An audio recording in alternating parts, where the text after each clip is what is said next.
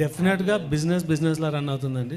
ఎవరు arm twist చేసినా business work అవుతుంది. అది టూ వే విన్ సిచ్యువేషన్ ఉండాలి ఆల్వేస్.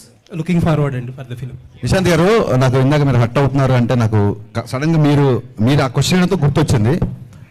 ఇది మిమ్మల్ని క్వశ్చన్ చేయడం కాదు, లేదా మిమ్మల్ని నిలదీయడం కాదు, but I want always ask this. ఏమైందంటే సుమ గారు ఒకసారి స్నాక్స్ గురించి ఒక కామెంట్ చేసినప్పుడు మీరు ఆడతారు కాదు క్వశ్చన్ వినండి. చాలా మంచి సార్, వినండి.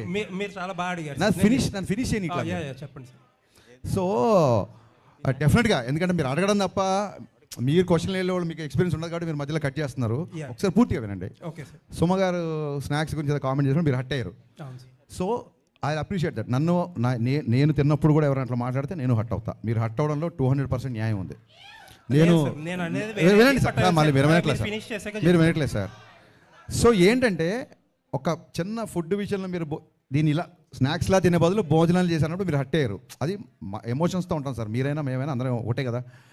అలాంటిది ట్విట్టర్లో కొన్ని కామెంట్స్ ఎలా ఉంటాయంటే పేరెంట్స్ని ట్యాగ్ చేస్తూ లేదా ఇంకోటి బూతులతో ఉంటుంది. సో హట్ అవడం అనేది సహజం, అది మీకు అర్థమైంది అనుకుంటా. నెక్స్ట్ థింగ్, ఆ తర్వాత మీరు ఏం చేశారంటే ఆవిడతో మీరు, ఎందుకంటే నాకు ఓన్లీ మీ వీడియోనే చూశాను, మిగతా జర్నలిస్ట్ ఎవరు రియాక్ట్ అయ్యారు లేదా వాళ్ళందరి తరఫున మీరు రియాక్ట్ అయ్యి ఉంటారు. 100% కరెక్ట్. ఆవిడతో సారీ ఏదో చెప్పించారు, ఇట్స్ ఓకే. అది ఆవిడ అలా డే టు డే ఈవెంట్స్ చేస్తుంటారు, రోజుకు 2-3 ఈవెంట్లు కూడా చేస్తుంటారు. పాపం ఆవిడ ఎక్కడో ఆడియన్స్ ఎంటర్టైన్ చేద్దాం అన్న దాంట్లో ఒక మాట దొరికి ఉంటారు, నేను కాదనట్లేదు. ఒక ఆడపిల్లతో సారీ చెప్పించారు, యాక్సెప్టెడ్. కానీ మీ సురేష్ కొండేటి, నాకు మొహమాటం లేదు, సురేష్ కొండేటి ఒక ఆడపిల్లని క్వశ్చన్ చేసినప్పుడు మీరు అతనితో కూడా సారీ చెప్పించాలి కదా. అకౌంటబిలిటీ లేదు. నిశాంత్ గారు అకౌంటబిలిటీ లేదండి. అకౌంటబిలిటీ మీకు కానీ ఇంకోళ్ళకి కానీ ఎవరికి అకౌంటబిలిటీ లేదు.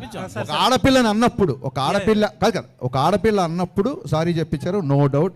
ఒక ఆడపిల్లని అన్నప్పుడు కూడా సారీ చెప్పించాలి కదా సురేష్ కొండేటితో మీరు. అవునండి, నేను చెప్తాను. ఒకటి 2 things ఐఎమ్ డన్ అండి. నేను మధ్యలో కట్ చేయను, మీరు చెప్పండి. నేను 2 things అని చెప్పేది.